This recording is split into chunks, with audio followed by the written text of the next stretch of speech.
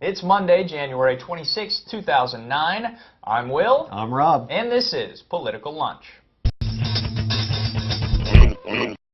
Welcome back to Political Lunch. It's Monday. Happy Lunar New Year. We'll start the week right where we left things on Friday with everyone's favorite governor, Blago. Now, you'll recall that he's facing impeachment proceedings and a slate of corruption charges for allegedly attempting to sell Barack Obama's Senate seat. Well, Friday, we reported that he had apparently missed a number of key deadlines in the process to defend himself. Well, over the weekend, he explained himself, sort of.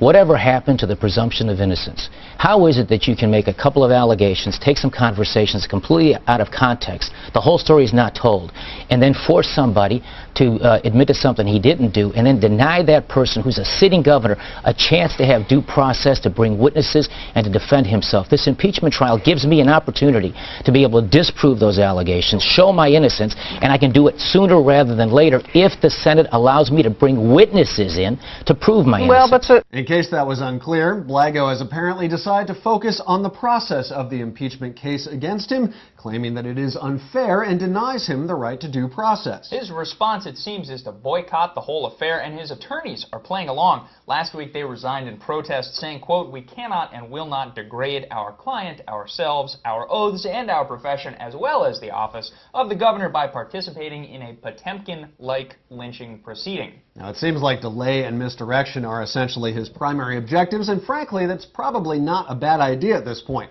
The more time that passes, the more chances he'll have to make the case that what appears to have been a blatant abuse of power is really a matter of political gamesmanship that had the best interests of Illinois, the people of his state in mind.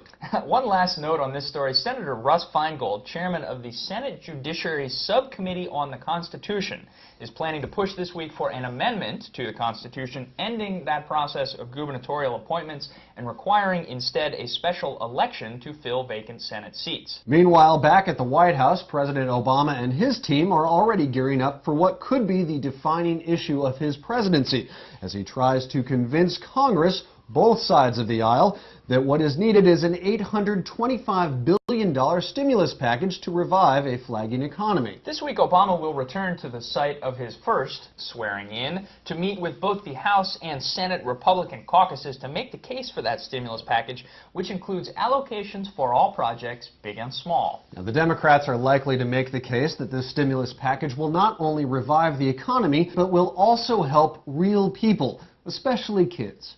And who doesn't like kids? The Republicans, if they object to the plan, are more likely to point out the more absurd line items like $900,000 for a 36-hole Frisbee golf course in Texas, $34,000 for automatically flushing toilets in South Carolina, and $500,000 for a dog park in California. Now, those projects and others like them are allegedly shovel-ready projects which will immediately create jobs, or so the theory goes. If the bailout passes, and more importantly, if it then actually works, then you can expect this to be credited as a big bipartisan win for the Obama administration. However, if it fails, chances are this will live on in infamy, just like the Clinton health care proposals early in Bill Clinton's first term haunted them for years to come. Other news from the Obama White House includes a reversal of the ban on funding for international aid organizations that provide any type of abortion service or counseling. Now, Obama has said that the so-called Mexico City policy has been used as a political wedge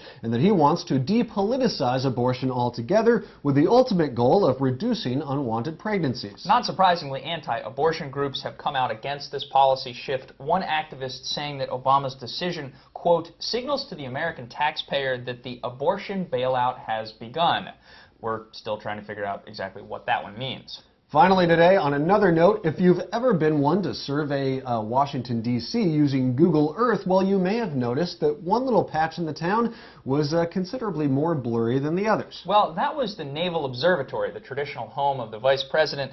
The White House was unobscured, as were the Pentagon and the Capitol, but the view of the Veep's house was always blurry. That is until last week when suddenly, and surprisingly enough, the image became very clear. We'll leave you to ponder that one. Thanks very much for tuning in. We have a great week ahead of us. We'll see you right back here on Wednesday.